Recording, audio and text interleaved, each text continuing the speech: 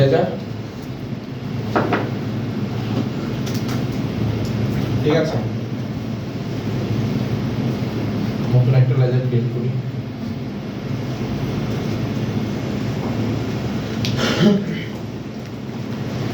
Ahmed Enterprise, Sunday Debtors. Bill by bill, they can only if you select Sunday Debtors or Creditors, then it comes. দেখতে পাচ্ছেন below is details. Sorry তুমি যে একটা করতে চাও ওইটা মধ্যে দিয়ে দাও ফাইল করো।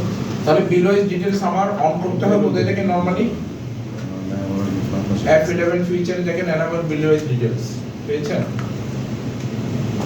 এই ফিচারটা এই স্ক্রিনটা কারো অপরিচিত লাগতেছে না ভাইয়া, এটা F11 প্রেস করলে চলে আসবে অথবা কোম্পানি ক্লিক করে ফিচারে গেলেও আসবে। এনাবল বিলো ইজ ডিটেইলস এটা অন থাকতে হবে। জি ওকে তো অন থেকে রিসার্চ চলে আসবে। দাও ভাইয়া, থ্যাংক ইউ। আমাদের enterprise debtors maintain balances bill by bill, right? Right, By default it shows as yes. Yes, নিচে ক্রেডিট পিরিয়ড আছে। Default credit period এটা এর আগে বলা হয়েছিল।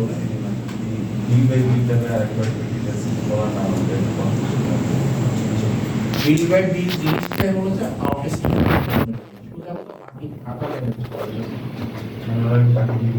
আপনার কাস্টমার কয়জন? এখানে মনে করেন 11 জন। এই 11 জন কাস্টমারের কাছে আপনি মাল্টিপল টাইম প্রোডাক্ট সেল করেন, রাইট?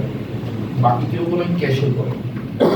যখন একসাথে এতগুলো কাস্টমার ম্যানেজ করবেন, কার কাছ থেকে কত পাচ্ছেন, কোন বিলে কত টাকা বাকি আছে, এটা কি আপনি ট্র্যাক করতে পারবেন? দেখা গেছে যে আমি আপনার কাছে 5 সেল করি, তো পাঁচটা ইনভয়েসে 1 2 3 4 5 ওনার কাছে 3টা করছেন, 1 2 3 ওনার কাছে 4টা করছেন, 1 2 3 4 সেম ভাবে এরকম করলে আপনি ওভারঅল 100টার উপর ট্রানজাকশন করছেন মনে করেন। এই 100টা ইনভয়েসে কোন ইনভয়েসে কত টাকা আপনি পাবেন, টোটাল ইনভয়েসে কার কাছ থেকে কত পাচ্ছেন, how do you maintain? Bill by bill will help you to maintain. এখন যদি আমি নো দিয়ে দিই তাহলে আমার ক্রেডিট ওই জমতে থাকবে, কিন্তু কোনটার এগেইনস্টে কি আপনি কোনো আউটস্ট্যান্ডিং ম্যানেজ হবে এবং কাকে কতদিন আপনি অ্যালাউ করেছেন। ওনাকে বলেছেন উনি বললো যে আপনাকে 30 দিন পর দিবে, উনি 30 দিন পর দিবে, উনি বললো যে 10 দিন পর দিবে, ঠিক আছে? ওই ডেটটা সিলেক্ট করে দিতে হবে। আপনি যখন কালেকশনে যাবেন, আমরা করতেছি তারপরে দেখলে বুঝতে পারবেন। না, এটা তো হোয়াইট বোর্ডের টপিক ছিল। আবার বললে ইন ডিটেইল বলি, দেখেন এখানে আরো নতুন কিছু আসবে, দেখেন না রিপোর্ট আস্তে আস্তে করতে পারবেন। ডিফল্ট পিরিয়ড যদি এরকমই থাকে, এর জন্য যদি একটা ফিক্সড করাই থাকে, আমি একে অলওয়েজ 10 দিন অ্যালাউ করব, 1 মাস অ্যালাউ করব, ঠিক আছে? Then you can set 10 days, বুঝতে পারছেন?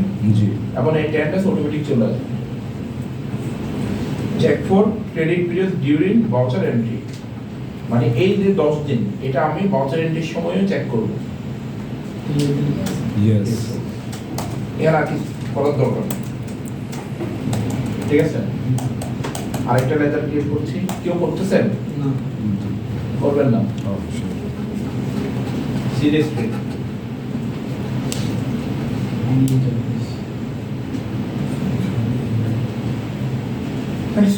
এন্টারপ্রাইজ মাথায় আসতেছে না কিছু, ঠিক আছে?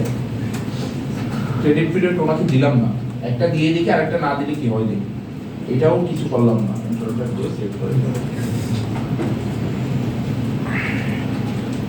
যখন ওপেনিং ব্যালেন্স দিবেন, মনে করেন ওনার এগেইনস্ট ওপেনিং ব্যালেন্স দিচ্ছেন, এই স্ক্রিনটা দেখছেন, জি এটা যখন ভাউচার এন্ট্রি দেন তখনও আসতো, এখানেও আসতো, বুঝতে পারছেন? এই স্ক্রিনে এই ডেটটা দেওয়া থাকতো কোনটা? Closing balance.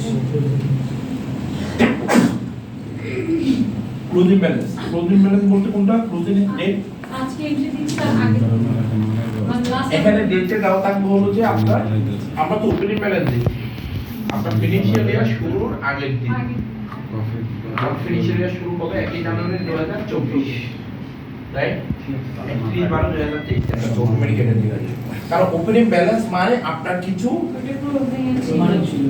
হিসাব নিকাশ হয়েছে সফটওয়্যার নেওয়ার আগে হিসাব নিকাশ হয়েছে সেটা এক্সেল হতে পারে খাতায় হতে পারে ওখান থেকে আপনি ওপেনিং ব্যালেন্সটা দিয়ে দিচ্ছেন বুঝতে পারছেন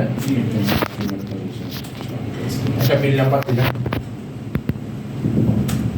ঠিক আছে এটাকে ওপেনিং ব্যালেন্স হিসেবে দিয়ে দেবেন বুঝতে যাবে সুবিধা বুঝছেন বিল নাম্বার 1 2 দেওয়া যায় নামও দেওয়া যায় এটা বাই ডিফল্ট আসছে ক্রেডিট পিরিয়ড এটা কি একটু আগে বলছি এই যে টাকাটা পাবো কবে দিবে মনে করেন 5 দিন আমি ওপেনিং ব্যালেন্স দিচ্ছি হ্যাঁ ট্রানজাকশন করি নাই ওপেনিং ব্যালেন্স তাহলে কি করলাম একটা পার্টি ক্রিয়েট করেছি যেটাতে আমি ক্রেডিট পিরিয়ড দিয়েছি 5 দিন ক্রেডিট পিরিয়ড দেইনি আর একটা পার্টি ক্রিয়েট করেছি যেটাতে ক্রেডিট পিরিয়ড দিয়ে নাই ওপেনিং ব্যালেন্স দিয়েছি ঠিক আছে এখন পর্যন্ত আমি একটু রিপোর্টটা দেখি ডিসপ্লে ঠিক আছে রিসিভেবল আমার কয়টা আছে দুইটা তাই না ঠিক আছে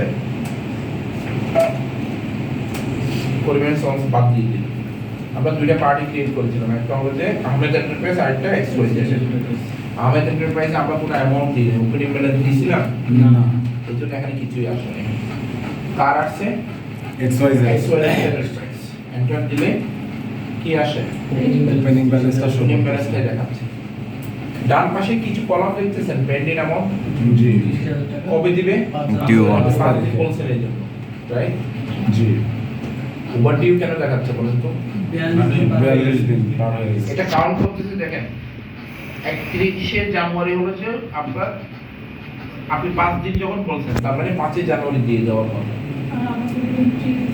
আমাদের ডেট অফ লাস্ট এন্ট্রি কবে 16 ফেব্রুয়ারি না এটা কারেন্ট ডেট দেখাচ্ছে আপনি ডেট অফ লাস্ট এন্ট্রি দেন 16 ফেব্রুয়ারি জি তার মানে আমরা 16 ফেব্রুয়ারিতে পর্যন্ত এন্ট্রি দিয়েছি তো সফটওয়্যার কাউন্ট করতেছে কি ওই যে যেদিন থেকে পারচেজ যেদিন থেকে জানুয়ারি 5 তারিখ দেওয়ার কথা জি 6 তারিখ থেকে যতদিন হয়েছে ততদিন তার পর্যন্ত মানে এখনো কত ডিউ আছে ওভার ডিউ মানে বুঝছেন জি আমার কার লাস্ট এন্ট্রিটাই হিসাব করবেন আপনি এটা দেখে বুঝতে পারছেন ভাই আপনার টাকা দেওয়ার কথা এখানে আপনার অলরেডি 42 দিন পার হয়ে গেছে কোনো টাকা দেওয়া দেবো না বুঝছেন বুঝছেন নাকি বহুদিন কিসের টাকা ভাই এটা তো গত বছরের টাকা এই যে ওপেনিং ব্যালেন্স কত রুম আছে বুঝতে পারছেন আরে পারচেজ করে নিন এই যে আমি এটাই তো জিনিস হতে দেখেন আপনি বছর একবার করে ট্রানজাকশন না এন্টার দিলে দেখেন কোথায় পারচেজ আসতেছে ওপেনিং ব্যালেন্স আসতেছে হালকা সময় বুঝছি সালাম দে আমি ডিউ ডেট কপি দিয়েছি ঠিক হয়ে যায় এটা ওপেনিং ব্যালেন্স তার মানে একটু কাউন্ট করবে 5 দিন তাহলে 5 দিন বাদে নিচে ডেটে দেখাচ্ছে 5 জানুয়ারি দেওয়ার কথা কিন্তু এই টাকাটা এখনো দেই নাই কিন্তু আমরা কোন ডেটে আছি 16 ফেব্রুয়ারি ডেটে আছি 16 ফেব্রুয়ারি হলো transaction date of last entry count করে তাহলে 42 দিন বুঝতে পারছেন কে বুঝাবে